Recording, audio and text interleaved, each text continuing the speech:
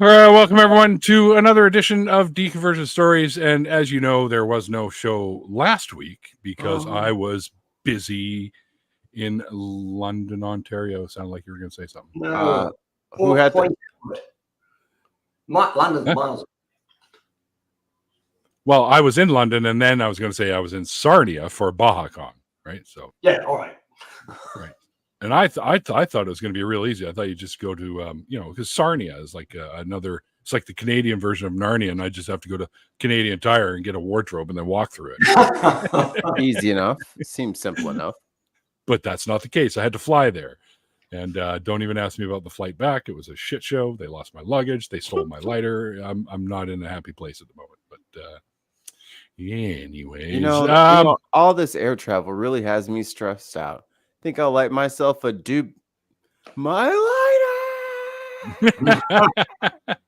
Well, had you been at Archon with us, you would have been in a contact us, because whoever the guy was outside with you with the long glass pipe. That'd be Ollie. I know who it is. Ollie was smoking, and then you could track him around the conference room. Follow the smell of weed. There's Ollie. Yeah, it was great meeting him in person. He actually picked me up from the airport, and we drove the rest of the way to Sarnia together.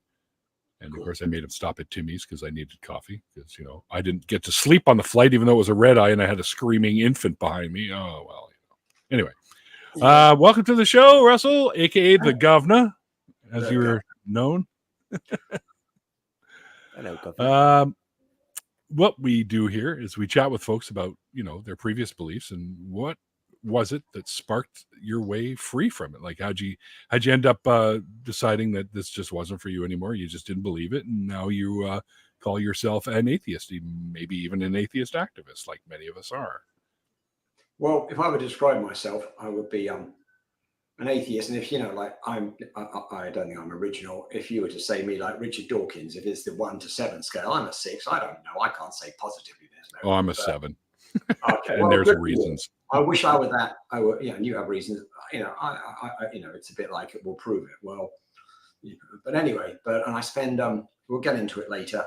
Spend a lot of my time, especially on Reddit, counseling young people, teenagers, or people in general in Jehovah's Witnesses. I mean, we can get into that later, but helping them escape from it's a cult, but let's just say high control group. I mean, whatever. Sure. But anyway, yeah. So, and go ahead. Hang on, Russell. First off, what version of religion were you in yourself? Well, okay, I was a Christian, okay, but there's a progression which I can describe to you. Sure. All right. And the last few years of my Christianity, I was a Catholic. Okay. And then, simply put, and I got to get this to him, but I eventually got to a point, and this is before some real tragedy in my life. I went to mass one day, and I was there. I thought, oh, go to mass, that'd be cool. I used to be a Grand Knight of the Knights of Columbus. I mean, carrying a member of the Catholic Party. And then I was there for about 6 minutes, and I thought, this is bollocks, and I walked out, and I haven't been back. Took 6 minutes, folks. 6 minutes. No, I mean, yeah, but okay. So let's say, I don't know where you want to start. Start at the beginning. Yeah, how were you raised? Growing okay, up. When I was very young, I had and this is just the way it is. I had a privileged upbringing. I had a nanny until I was about 3, and then she would take me and with her kid until I was about 5. I think we went to some sort of Sunday school, and the only thing I really remember about it was we were given little King James Bible square ones about 3 inches by 4 inches, and you used to get these coloured stickers that you put in the front of them, that were all sort of these Jesus with the halo around them and the Technicolor sort of stamp. They were like oversized stamps, postage stamps that you put in the Bible for I don't know what. But anyway, and then this is when life sort of took a dark turn. I mean, this was generic Christianity, all things bright and beautiful, and Noah. I have a hard time connecting stickers to dark times. No, this was the dark time came afterwards. This was the this airy fairy, you know, all things bright and beautiful, God is love, Jesus, you know, Jesus loves the little children sort of routine. Right. One of my relatives became a Jehovah's Witnesses, and it spread like mpox, you know. Way to be relevant. So anyway, You're muted, Mikey. okay. Coming to a mass dispensary near you, it's mpox. It's yeah, that's right. Yeah. Well, apparently the Swedes have beaten us to it, but they are a forward-thinking nation. You know, the civilized world. I am reminded they call themselves. Yeah. Well, so one of my relatives became Jehovah's Witness governor, and now my parents were away a lot. They traveled extensively, and I spent a lot of time with under the care of my grandmother, who became infected with the Jehovah's Witness virus. And they had to sing with, and they start on you early. I don't know how so they would say, and they supposedly study the Bible. So you get a weekly Bible study. And this starts when I'm 5 or 6. And it was this big pink book called Paradise Lost, Paradise Regained. And in fact, this is not the forum to do it, but I have made memes out of these things, you know, pointing out the you know, stupidity, you know. And this is a book you read your kid, you know, when you're 5 years old, and it talks about and the earth being destroyed and you being eaten by worms. It's a jolly little tale, you know, and things like this. And they are no doubt a cult, and they separate themselves, like, you know, like the fundamentalist Mormons, or you know, any of these, or Heaven's Gate, or Nexus. I mean, all these things, they try and put a wedge between you and the world.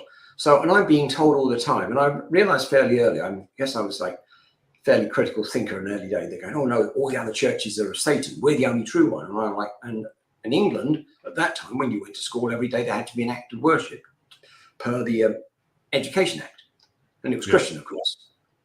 So anyway, and then occasionally I'd go to a church, and one day I said to this woman, when I'm about 7 or 8, say, hey, Aunt Vera, how come that they sing about God and Jesus and they're all about the end of the world and end times? It's an apocalyptic cult, okay? And they talk blood cult.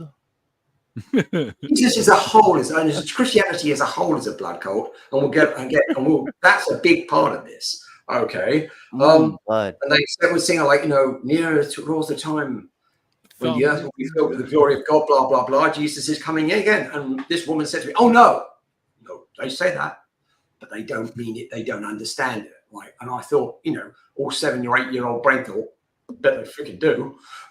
So anyway, and then as you go through school and history, and by the time I'm 9 years old, we're talking about the Bronze Age. And I thought, Bronze Age, that's kind of interesting, because that's when the Egyptians were around, and that's when these people writing the Bible would have been around. So my question is, was, you know, well, this is what I'm seeking experience, as I said to dear Aunt Vera. So how come a bunch of people who are writing books in the Bronze Age have anything to do with us in 1963? You know, and her answer wasn't satisfactory. It was some sort of foo-foo about, well, you can read the Bible and then you can tell what people did back then, and we can adjust our lives like that. Like, but we don't have slaves; we have nuclear bombs, and God did this. I mean, and this was like all they were trying to do back then was make it past 30.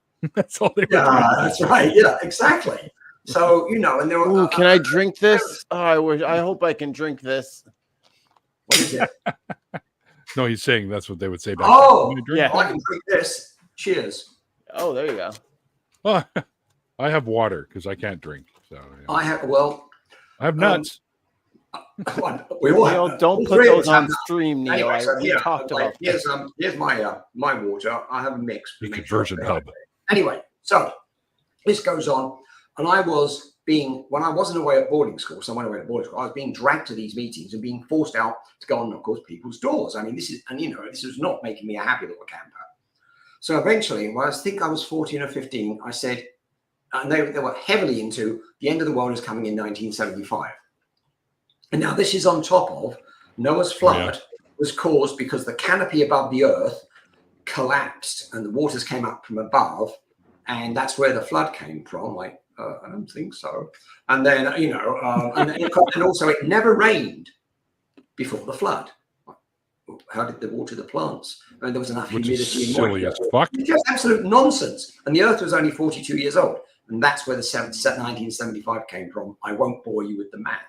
Okay. Wait a minute. 42 years old? 42,000. Oh. Okay, real briefly. First 6 days of creation, 7,000 years each. 6 7s are 42. Now we have these next 6,000 years. And so at the end of those 6,000 years is just before the millennium. As a elliptic, this. Okay, in 1975, and they use, let me think about this, Archbishop Usher's calculation, the Irish Anglican primate. Oh, I thought you were talking about the R&B singer. I was like, don't ask him. He doesn't know. This was Archbishop Usher, not Usher, yeah. Oh. Yeah, I'm too old to know, but I don't know how to break these to you, Mikey. I am way too old to know who Usher is. Yeah, you got it. You nailed it first Yeah, but try. you knew who he was. Yeah, so you you're not. knew. I know he is. Yeah, I think he performed in Cincinnati when I lived there. But anyway, everywhere. Yeah, well. He's So very anyway, wealthy. it's going to be 1975. Well, this is about 5 or 6 years. And this is constant diatribe, and there's all sorts. I mean, just nonsense. And eventually, I thought, I'm allowed to swear. Fuck yeah. Well, this is bullshit. So I basically said to him, I'm not going to this place again. They call their churches Kingdom Halls. They said to me, my relatives, oh no, we have to talk to Brother Dudar, who's the head honcho of the congregation, and do this properly. And I thought, Brother who? well, his name was Fox. Brother Fox. fake name. Brother fake name, yeah. All right. I thought to myself, he's freaking trained. He's combat trained in, apologetic or in Jehovah's Witness, making people say. I'm 15. That son of a bitch can make me say whatever he wants me to say by asking, like salami slicing me into a corner. Like, no, it's not going to happen. I'm not talking to him. I'm out. He's a word-to-word combat specialist. I don't want to walk in there with that, man. Well, what you got to understand is the majority Jehovah's Witnesses have like 3 or 4 meetings a week, or they did back when I was a kid. Yeah. 2 hours of it is basically sales training. It's exactly the same training as an insurance salesman or a car salesman would get. Overcoming objections, blah, blah, blah, blah, blah. So anyway, I said no. So anyway. Like any good MLM? Yeah, well, it is an MLM, really. So anyway, I slide off. And about that time, I remember reading, I think it might have been in the Sunday Telegraph Colour Supplement, there was an article about Christianity. And it spoke about, the major failing of Christianity being the fact that it was all supposed to be over 2,000 years. He was supposed to come back before all his disciples died. And in fact, I have a yard sign that says, it's been 2,000 years. He's not coming back. Get over it. He's just not that into you. So anyway, where was I? We were talking about yard sign. And I thought, so here's the real thing. People talk about cognitive dissonance, especially within the spheres of religion. Well, it exists everywhere. Now, and I'll give you an example. I was a Royal Air Force officer for 20 years before I came back to the States in the UK. And somebody I know was landing a jet aircraft, a ground attack aircraft, and the wheels were up. And they have certain things. And this is late 70s, 80s technology. So the aircraft is going, zoo, zoo, alarms, wheels up, wheels up. And there's a guy at the end of the runway called the runway controller who sits there and looks at it. And when you come to land, and this guy's ignoring him, he has decided he's believing 2 things simultaneously. The alarms are going off and the wheels are down. Okay, they fire a red flare to show his wheels are still up and he's about to go on the runway. And it was only when basically the dashboard, if you want to call it that, sunk too far below the horizon, he thought, oh crap, the wheels are still up, by which time it was too late. And so this is like the first example, real example, actual real world example of cognitive dissonance. Well, so I've borne most of my life this cognitive dissonance between this isn't right, and yet on the other hand, I never, until much, I'm ashamed to say, until, like for 50 years, I didn't actually hit the bid and think, wait a minute. So what is it because you think, or do you think it might be because it wasn't brought up earlier, and maybe you just kind of like used some of the apologetics that they seeped into you and you kind of slapped it away, or it just didn't make sense at the time? Like, why do you think it was able to stick so long? Okay, think about what the Jesuits say.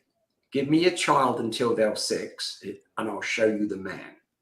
Okay, and that's, for hundreds of years been their modus operandi. So I was got at so young with a bunch of religion. It's a bit like, and I'm trying to think of a suitable analogy. There's a God, the sky's blue, the sun comes out in the morning. I mean, it was in that sort of, and it was not, it didn't enter my consciousness to think, wait a minute, even though, and let's go on to the next stage. So I actually became, while I was at boarding school, Anglican. And if I was to become a Christian again, I'd become an Anglican or Episcopal, or whatever. It's Christianity, like, you can believe pretty much you want, and they're not that hard about it. And I think they just said, there's no hell, I'm in. You know what I mean? It's all traditions. Yeah. So anyway, I became an Anglican, and I also had this sort of, I hope I have an altruistic streak. I'm interested in helping other people. And I decided that I was going to become an Anglican priest. So after I finished boarding school in England, I went to King's College, University of London, and I studied for a Bachelor of Divinity. My undergraduate degree is actually in theology. And it's, and I hasten to point out, this is not like the Okefenokee Swamp Bible College. This was academic theology, and there was some very hard-headed people there. But it was no, there was no biblical literalism or fundamentalism or a William Lane Craig type statement, well, if science disagrees with the Bible, then science is wrong. There was none of that sort of BS. Yeah. So anyway, but I got through it. It was going through this, and I suddenly realized that I didn't feel my, let's say, calling was to be an ordained priest. I decided that I liked beer and women way too much, and it would be a conflict with my chosen life. Okay, now I was coming up to this. This is around about the time that 1975 was around, during which time I had been assured by all my relatives who were Jehovah's Witnesses that I was about to get hit by a fireball because the end of the world was coming. Oh, okay. Watch this space. And of course, let me think. 1975, like all of their other predictions, never arrived. Right up there with Howard Camping, and various and sundry other apocalyptists. So I was looking forward to living a dissolute life until I was 21, and then bang, fireball, it was all over. Yeah. Because they don't, again, I wasn't brought up to believe in hell. So I used to think, this religion is a lot of trouble, it's a lot of work. And I used to think, they just believe in obliteration, you're gone. Like, well, just obliterate me. This is too much trouble. I mean, if you're going to obliterate me, I'll just live the way I want to. Okay. This is a lot of steps for me to just fail at the end. So I'm gonna just go ahead and save us both some trouble here. Take me off of the VIP list. I'll just get in line with everybody else. It's fine. No. And I should point out that not only do I have Jehovah's Witnesses in my family, that's about, I don't know, maybe 20% of my family. I have another 30 or 40% who are Mormons. So if I were still a believer, I'd say, well, gentlemen, I'm just blessed. I mean, So anyway, I went to university. I studied theology. I think if you were look in the bookcase, there is still a couple of yards of theological books. There's a Bible in Greek in there, concordance, stuff like that. And I actually had way more, but during my divorce about 20 some years ago, about 60 or 70% of my library didn't show up. But anyway, so it doesn't matter. I'm not really that interested in reading them anymore. Most of my library in the drawing room would be Hitchens and Dawkins and people like that now. Okay. But anyway, so I was an Anglican. I seriously tried to live my life within the parameters, no adultery. Idea.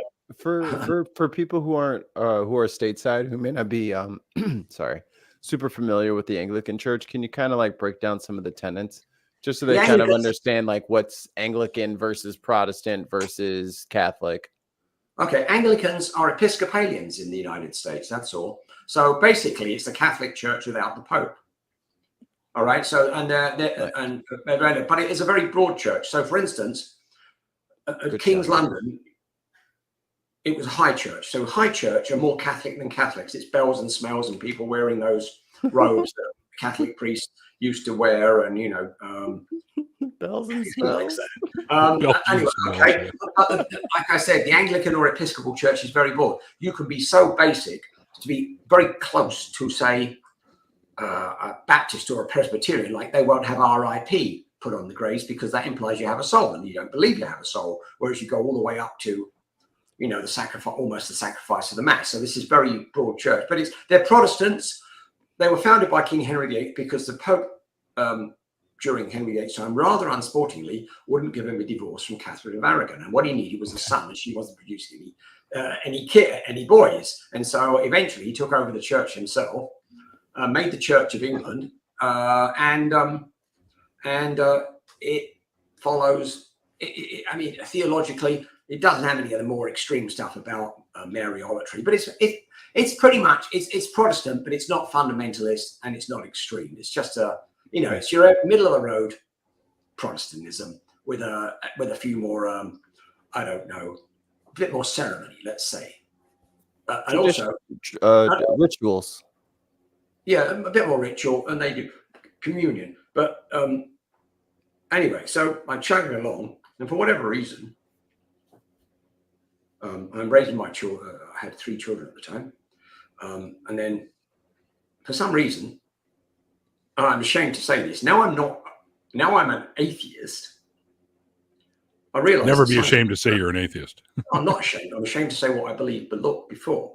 Okay, the emotions they stirred on me before. Now I remember. Yes, of course. Okay, I've always been pretty liberal in my thought, but I actually, because you swallow some of this Bible stuff, like the Anglican Church or Episcopal Church was going to start ordaining women. Well, if you actually if you're actually paying attention to the Bible, basically the Apostle Paul and somewhere in Timothy, they're like, they're giving this, like they're giving a hard no. Okay. So I actually became a Catholic. And I like I say, I'm ashamed to say this, but like, again, I like Mass and the Catholic and the tradition, and if you actually want to take this down to, like, what 3 religions are likely to be true? Well, the Catholics, because they started out Christianity, Islam, because they had a guy who spoke to God, and the Mormons, because Joseph Smith, again, had some angel come down and say hi. I mean, none of the other ones are all about interpretation. And everyone loves golden plates, right? So absolutely. And magic underwear. So many need special glasses and a hat to wear. All religions have funny hats. Come on. So anyway, the other thing I should say is, like, my children were all given religion light because I'd had it forced so on me, and some of it gave me nightmares when I was young. Yeah, no doubt. I would apologize to them now if they ever listen to this, that I'm sorry I didn't force religion on you, but I'm sorry that I did not become enlightened about atheism or the absence of a real God earlier in my life. I waited till I was like 65 or 66 before the lightning bolt finally hit me, or the mythical lightning bolt finally hit me. So anyway, so I become a Catholic, and this, that, and the other. I retired from the Royal Air Force. We move over here, and I just carry on with an ordinary life. But I actually would engage, like, if a Jehovah's Witness knocked on my door, I'd think, oh boy. And you can tell them to tread fairly easy, especially if you've got any, like, I remember saying to a couple once, I've done it. You clearly don't know anything about biblical archaeology. Let me get you a book. And by the time I got the book, they'd run away to their car because they're not allowed to read any other. This is, they're not allowed to read anything that isn't published by the Watchtower Bible and Tract Society of New York / Pennsylvania. Yep. So it was an interesting process, and then I drew away from the Catholic Church, partly because of diminishing faith or diminishing belief, and then there's a child sex abuse scandal, and various things, and then subsequently around about 2015, the Jehovah's Witnesses have had and are continuing to have a child sex abuse scandal, and I have statistics somewhere. It's 2,000 times greater than the Catholic Church on a per capita basis. I mean, and they actually have a policy of not telling the police. Now, my mother was a ultra rabid, dipped in bronze, freaking Jehovah's Witness, and it caused me great grief during her lifetime. She died about 5 years ago. I couldn't leave my children alone with her because she would try, and they have these magazines, Watchtower, Wait, whatever. And if I'd leave the room, I'd come back in and she'd be stuffing a Watchtower under the cushions on the sofa because she'd be trying to indoctrinate the children while I was out the room. And I mean, another really callous things, like she would always be in our home in southern Michigan before I moved up here for one of their Katie conventions. Vance would have found that magazine. Yeah, yeah. And the middle son, Henry, his birthday was about this time. And so we'd have a birthday party because they are, birthdays, according to them, are quite obviously prohibited, apart from the fact that the book of Job, quite clearly one of his sons is having a birthday party. But, it doesn't mean, we'll interpret it however we like. And she would fold the happy birthday so the white side, the happy and things like that. Stuff like this is just ridiculous, I mean, and like when I got an MBA from a university in Michigan, and basically we were so fed up with her walking out of the kids' high school graduations when they played the national anthem, we stopped inviting her to them because they won't stand for the national anthem. They storm out, stuff like this, and yet, I mean, pick a piece of the Bible, serve God and honor the King. If the army asks you to walk with them 1 mile, or 1.6 kilometers, walk with them for 10 miles or 16 kilometers, So, I mean, it just, this pick.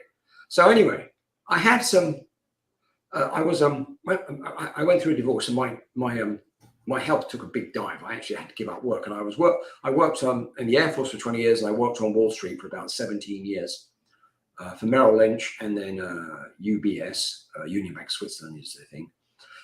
It was UBS Paine Webber, but they consolidated globally into this one UBS name. Wow. And I was really kind of sick, and I ended up in hospital for quite a long period of time. And I went low, and I was thinking like life was pretty awful. And then I moved back up north in northern Michigan, and I was thinking like it always felt like I was walking through hell, and instead of like running through, I'd sat down to take in the view. So anyway, and then I got married in 2 years, and my wife is sitting next door, and she's a lovely person. I'm very lucky to have her, and she's still a believing Christian. But there again, think about it. Josh Bowen, his wife's an Anglican. Bart Ehrman, his wife is British and an Anglican. I mean, I did it the other way around. I married American, they married Brits, and we don't, there's no conflict here, we respect each other's faith. But here's the punchline to this story. I mean, I don't know how much other thing you want to get into, is that this cognitive dissonance eventually crumbled one morning, and I don't know what prompted it. I mean, like I said, I have been ill. I was in a relationship with my wife, Bryn, okay, and I woke up one morning and I thought, you're supposed to be a smart guy. You've got loads of degrees and education. Why didn't you see this before? Why the hell does this pending your description, omnipotent, omniscient, omnipresent guy, the most powerful guy in the universe, need a human sacrifice? It's right up there. Was it Star Trek V when what does God need with a spaceship? Excuse me, what does God need with a spaceship? Well, it's exactly the same model. What does God need with a human sacrifice? And that was and at that moment, it was like, like Saul on the road to Tarsus, the scales from the eye, like, you idiot. the face slap that. No, the whole crowd. Now hold on. You weren't an idiot. You were just still stuck in the status quo of most of the people around you. You were born into it, so you didn't really know anything better. Mm-hmm. At some point you realized it was all craziness and silly, and you found your way free. And that's the bravo part, in my opinion.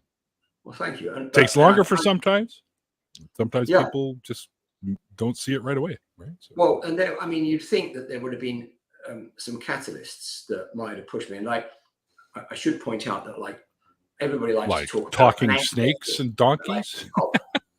Here's the thing. This is what really bugs me about Turek, Craig, Mike Winger, Mike Brown. Okay. I mean, Craig is the one who annoys me the most because, you know, I mean, him and Jordan Peterson just get the 0 option on my TV or stuff off, you know, because, yeah, they're both douche nonsense, so I get it. You know, if you can only rationalize this. And is it Prophet of Zod or Word of the Master talks about excusagists? Because it's all an excuse. Yeah, that's Zod. Yeah. Yeah. Okay. Zod talks about excuses. So now I've just dropped this, but I haven't decided I'm an atheist. But you know, I mean, you kind of bit like, well, I've told like 3 people. Now it's getting wider. And the reason I don't make a big fuss about it, my sons know, is because I don't really want to hurt the feelings of all these Mormons, Jehovah's Witnesses I got around the place. I still have a certain degree of empathy towards them. And so, like when, yeah, I can see that. And when that nutcase went into the we're calling them nutcases now. Well, no, he wasn't a nutcase. He shot the place up. He killed a bunch of people, including a pregnant. Oh, yeah. German. Yeah. Okay, but I got to the root of that because, funnily enough, I'm engaged with the XJW community, and actually, I don't know if you know who Barbara Anderson is. She's the person who blew the lid off them hiding child abuse. Okay, and maybe 25 years ago, and she was on TV for, you know, I know I emailed her about something. I seem to recall this. Yeah, okay. She blew the lid off it because they were getting all these blue envelopes. There's somebody got on a channel called The Blue Envelope. These blue envelopes came in, and they're all handled secretly, but they're all about child abuse. And there are hundreds and hundreds and hundreds of them. And I'm sorry, I misspeak. There were thousands of them. Okay, and it's so anyway. But I spoke to her, and I got some engaged in this. And I didn't have anything to do with them for years. But when I moved back up northern Michigan, it was to be a good son, because even if you're an atheist or a Christian, you know, you want to be good to your mother. And my mother was increasingly elderly and frail, and she was Jehovah's Witness. But I mean, she was rabid. You know, in fact, during my time in the Air Force, she visited us, and as I said, we had to be careful with the children around her. And she basically reduced me to tears by ripping into me and calling me an apostate. And my then wife threw her out the house, like, get out. You know, you're not thinking like this. You know, like, who comes and like, you know, and then it happened again a few years later. And I said, let me explain something to you. Mummy, if you ever call me an apostate again, it will be the last time you speak to me. Don't say anything, just nod your head if you understand. Why? Who cares? I care, because it's offensive, it's demeaning, and it wasn't said, "Oh, darling, you're an apostate." This was not the tone it was delivered in.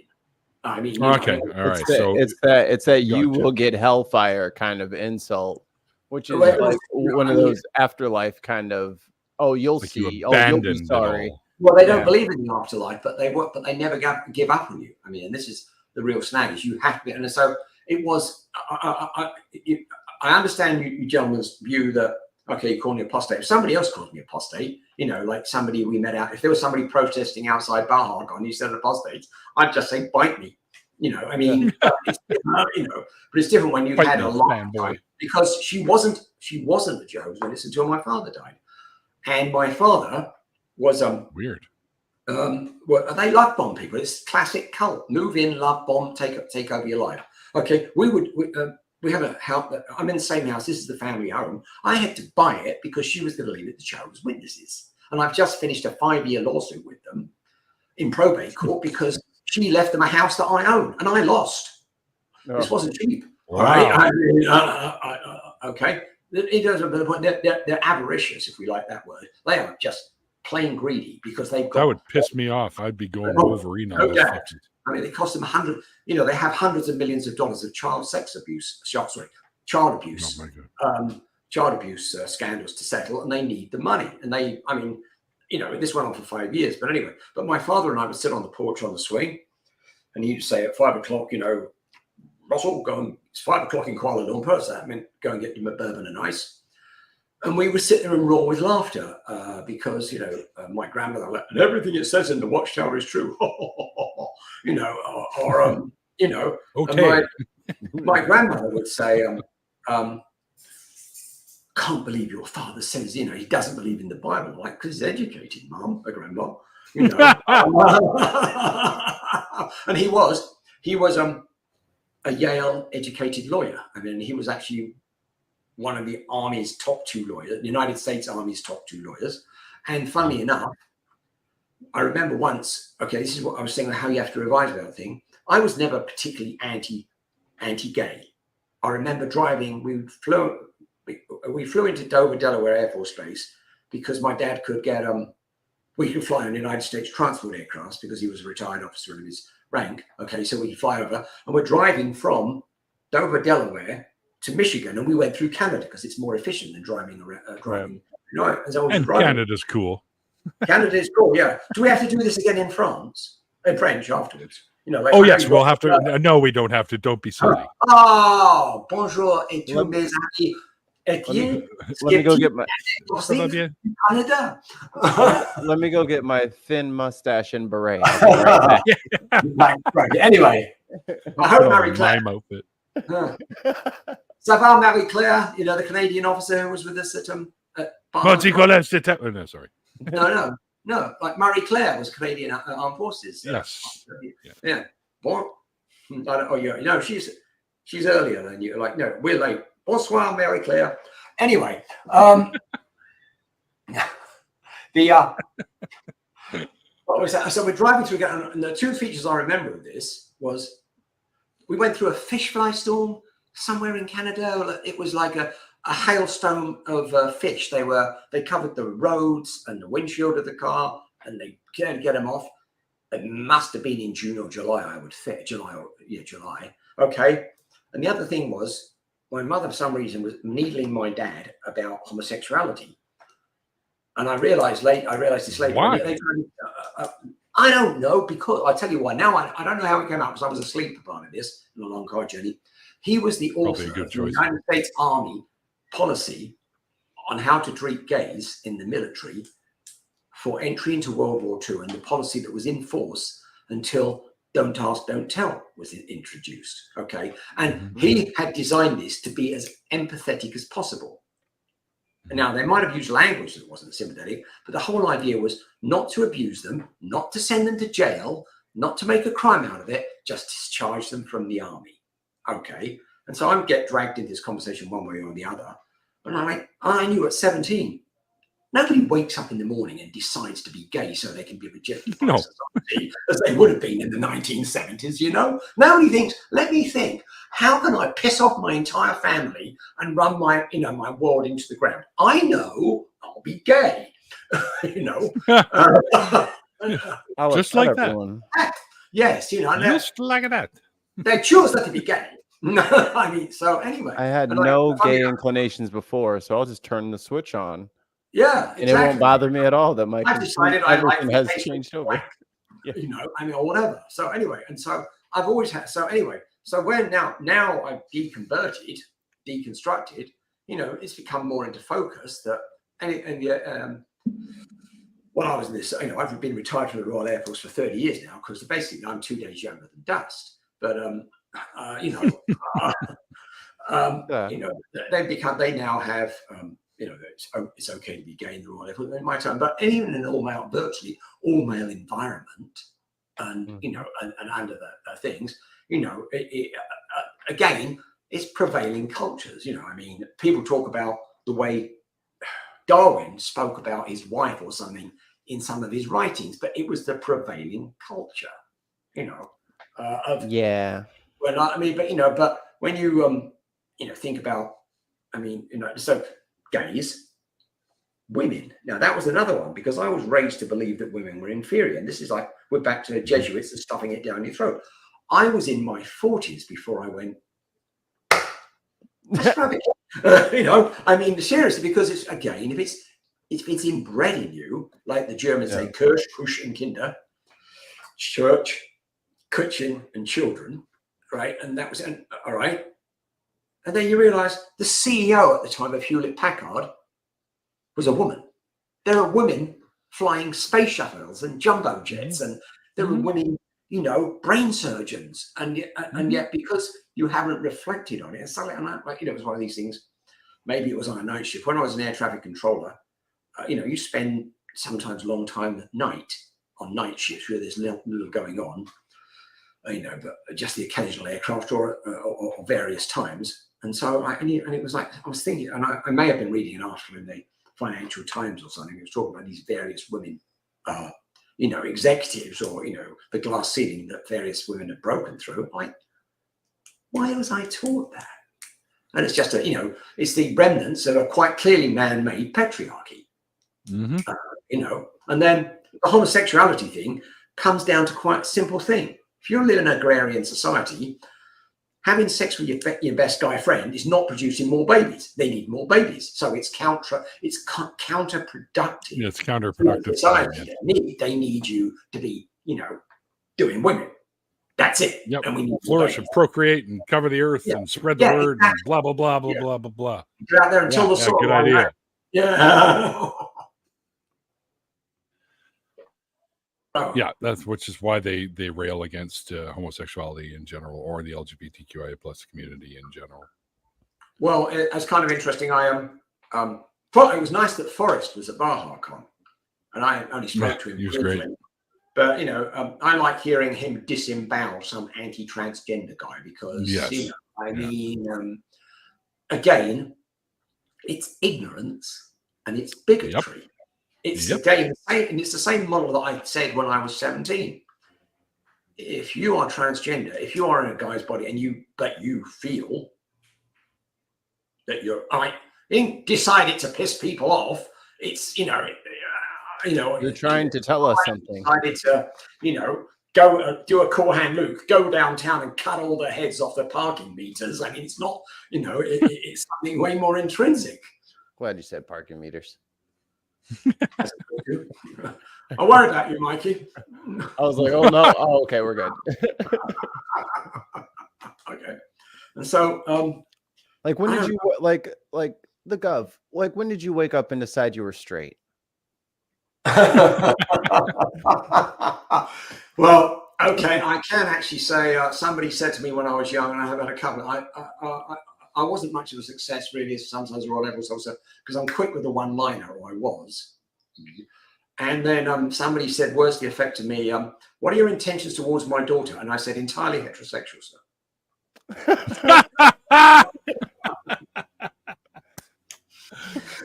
That's brilliant. That actually reminds me of, I just saw this thing the other day, not really related to that, but it's a funny comeback.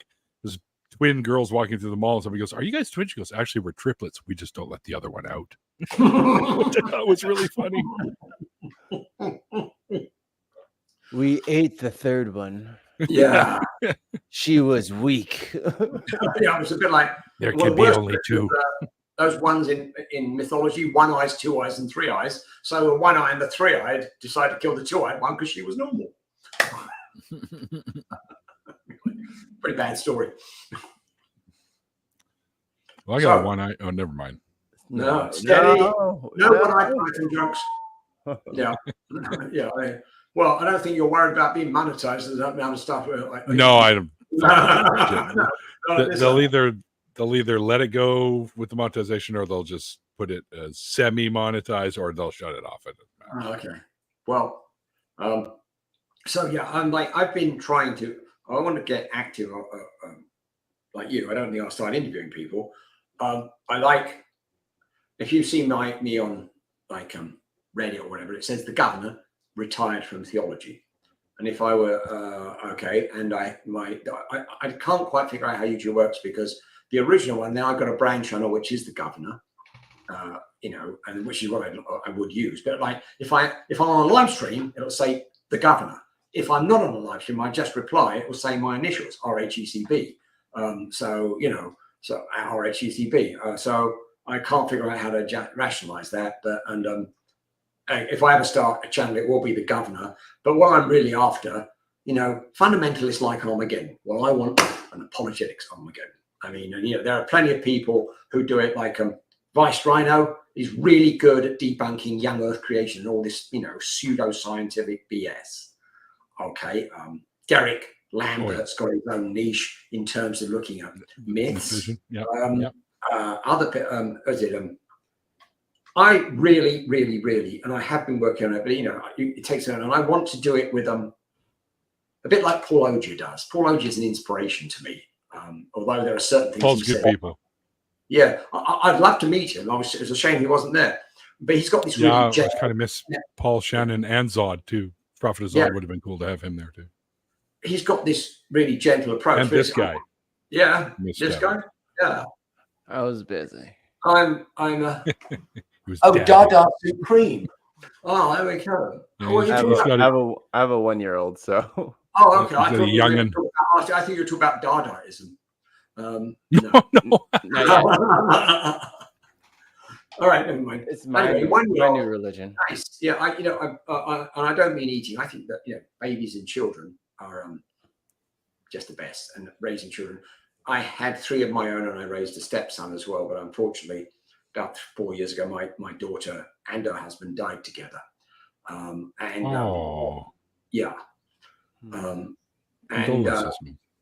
was awful. But the point was, I'm actually kind of glad that I'd already left religion by then, because all this song, we're praying for you. My answer now is somebody says, I'll pray for you. I think my answer is, sure, if you think it will help.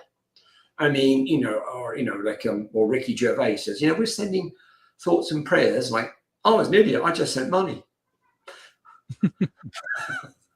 There's another one I like too. I'll pray for you. Well, I'll go home and talk to my cat for you. Expect to see. Yeah, So anyway, and then in terms of what pisses me off is this fear that the sheer mendacity, and I think that's a fair thing to say, the sheer mendacity of people like Turek and Craig. And what I was listening to Turek, a young guy challenged Turek on the eyewitness thing, okay, which everybody who's ever read, anybody who's got any academic knowledge of New Testament studies knows that the eyewitness is just vapor. Right. And when you challenge Turek, he turns nasty very quickly. His tone changed, his body language changed, and he goes on the assault. And he became, almost took an offense on this young guy who was actually saying a bunch of true stuff. And if you ever challenge it, whereas on the other hand, Craig is patronizing. If you ever watch the video of him, he's almost like giving this sort of gentle smile to Christopher Hitchens, who was smarter, more erudite, and he had a much more incisive brain than like Craig's speciality is discussing how many angels dance on the head of a timeless pin. And the timeless is according to his definition. Who fucking cares? Yeah, exactly. Who cares? But anyway, so these people be a gazillion. I don't give a shit how many there are. I'm still going to use the pin. How much of theology is that? How much of theology is arguing about which, texting? Like what text means this? What text means that? You give me a text, and I'll find you another one to counter it. And so anyway, the Bible's not contradictory though, so it's not. No, it's totally more consistent. Than 200 something. I'm so top to bottom. It's totally. I'm gonna have to go down to my local Baptist church and sign up, Mikey. It's if you just believe that 1 + 1 = whatever the hell they're telling you today, then yes. Yeah. 1 × 1 = 2. Go and listen to Terrence Jones. Have you listened to Terrence Jones? Maybe? Fuck that guy. This guy's a clown. That's why they took you off of Iron Man talking crazy. So now I'm an atheist, and I take more. But I always had like middle of the road politics. Okay, I was never like particularly never right. I was never a shoot the first 6 conservative or whatever. But ever since I've been reading about 2025, I want to go, I don't know about it. I mean, this needs a project 2025. Is that what you mean? Project 2025. Now, you guys in Canada, nightmare fuel. My wife and I have already said if this gets implemented, this is going to be the freaking Handmaid's Tale come to life. Yeah, pretty much. That's their goal. And I've never become a US citizen for various reasons. I can still go back to the UK and take my wife with her. Like, see ya. Bye bye. Have fun with that project 2025 bullshit. I don't know who they expect to implement that on, because even if they win, Make me. Yeah, right. Not Well, only that, Russ, I'll be Russ, you dragging don't have to my. go all the way back to England. You can come up to Canada. We got well, lots of- funny enough, yeah, I don't know what, because now I'm retired. I wouldn't be taking someone's job, so they probably welcome me and my pension. Hello, tax write-off. I mean, gentlemen. So I don't know if you have any more questions or whether you feel I've explained enough or shown enough about. But the path was long and tortuous, and I am. Sounds, yeah. And I'm just ashamed that it took 50 years for the, like if you were one of those old, like those coin machines, you'd get the bubble gum out, you wait for the penny or the quarter to drop down. Never be ashamed. Never be ashamed, because you did ultimately find your way free. And I mean, other than maybe a handful of incidents, it really wasn't negative for you. It just because you had community. I can tell you that, and I really don't go on into the details. Okay, there was a lot of abuse of any variety you'd care to name. Okay, well, you didn't say that before. I mean, I was talking to somebody today about, or helping with someone like, when I was 14, one of the brothers punched me in the stomach, and it was worse. I mean, and I really would like not to give the details.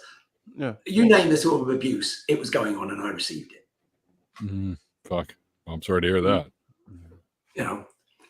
Back in the day, if you punched me in the gut, I'd lose my shit and destroy whoever it was. So. Well, I was 14, and I hate getting hit in the gut. Yeah, size didn't matter to me back then. I didn't care. I just went after whoever. Like, the stomach is the worst place to hit me because it hurts the most for some reason. Yeah, I hit square in the chin, the fucking forehead, the face, you name it, and I just kind of go and then just carry on with the fight. In the stomach, it doubles me over, and I. But that's why they do it. That's why like professional boxing, you're not allowed to hit below the belt because it's a like prime target. Yeah, I suppose. Keep that in mind, Neil. Just hit him in the stomach. Tap down that cherry I tree. thought you had horns. Now I realise it's you don't have horns. It's actually a graphic behind you. Sorry. Oh yeah. It's my pride bowl. You were doing Full Metal.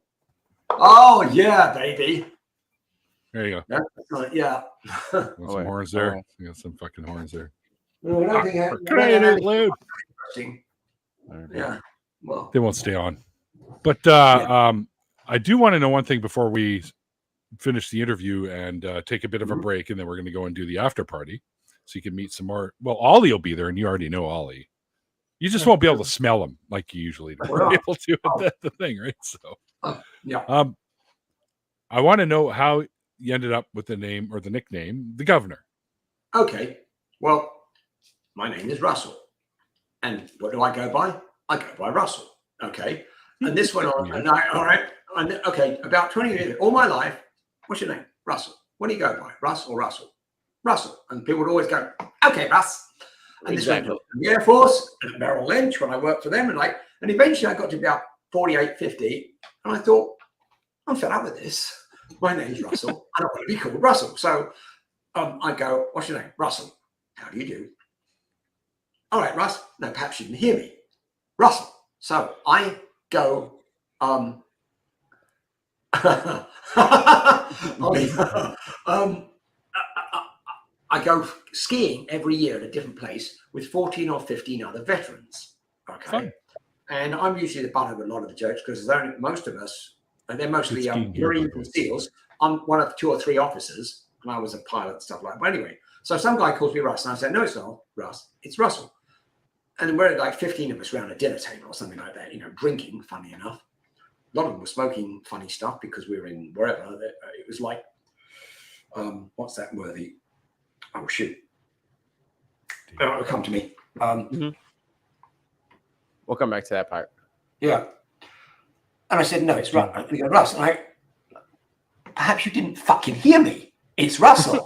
And somebody else said, I know, blimey, you're a governor. We should like Dick Van Dyke and Mary. Blimey, you're a governor. You're a Toffanami State governor. And they went, oh, he's the governor. And I became governor. The governor. So, but anyway, there's a backhand swipe at it because the bunch of wankers that run Jehovah's Witnesses call themselves the governing body. So that's why I use it on the, started using it on Reddit and other ex-J or anti-Jehovah's Witness things, because it's basically a calculated swipe at these bunch of corpulent, avaricious bastards who steal money, not just from me, but from other people, and abuse children and make women who are being physically and abused by their husbands stay with them because there's absolutely no divorce, and so I mean, anything I can do to bring to light their faults, sins, errors, whatever you want to say, I'm happy to do it. So that's why I'm called the governor. All right, cool. Also, we were making a little bit of fun because you had a bow tie on when I was talking to you last. Well, okay. Yeah, that's right. And because I said you're like the doctor.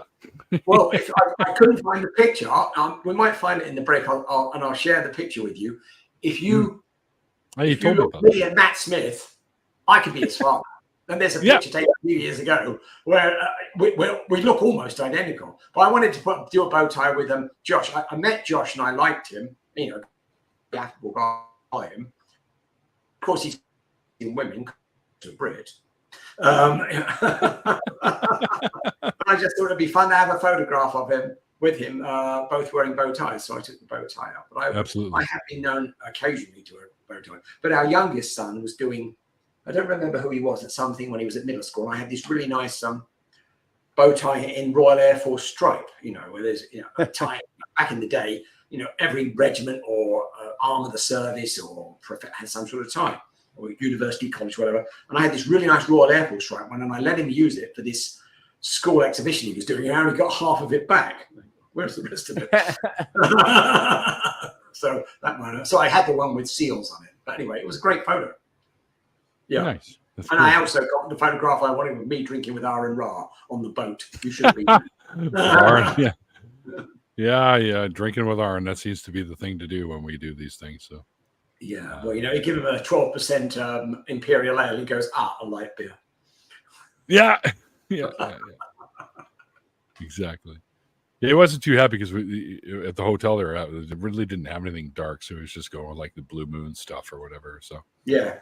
Which is, I mean, him and I both I actually had a couple of beers over the holiday time I was there, so I'm not supposed to drink, but a couple isn't going to be a big deal. He used to visit here in Northern Michigan. We have this. There's a brewery, Petoskey Brewing Company. They now you owe me a royalty, Petoskey Brewing Company.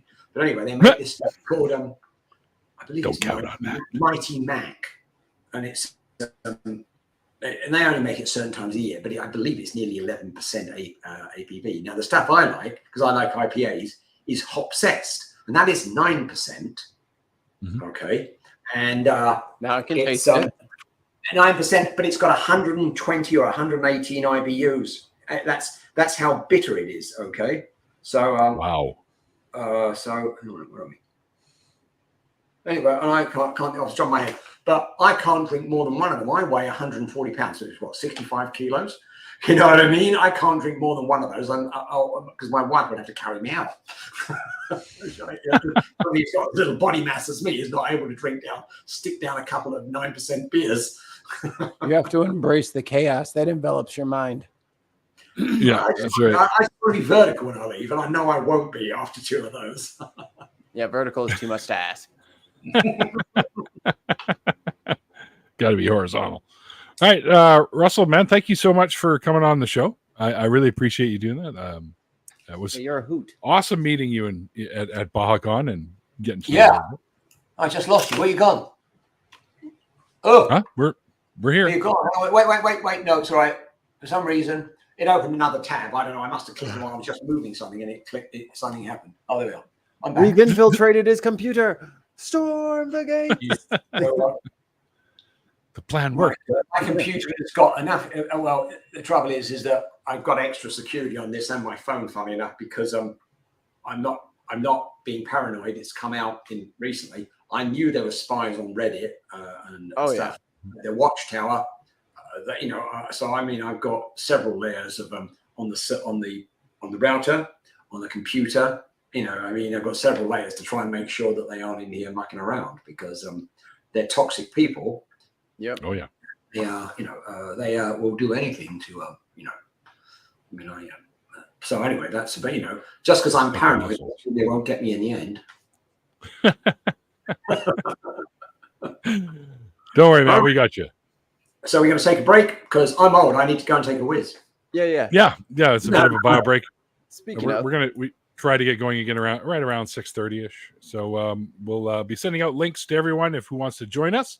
And thank you guys in the chat over here on YouTube. And well, not over here on you, because we're on both at the same time. So that just sounds dumb in my head. Yeah, thanks to everyone watching on YouTube and Twitch. I appreciate you guys hanging out with us. Also, thanks to our amazing patrons and members. We couldn't do the show without you guys, literally, because this is all the little bit that we do make. It keeps us going. So appreciate you all. And I guess that's about it. And like I always say at the end of the interview part of the show, like the late great Christopher Hitchens once said, it's called faith because it's not knowledge. And we'll see you guys next time. If you want a link, just hit us up and we'll get you one. bye. I do to left.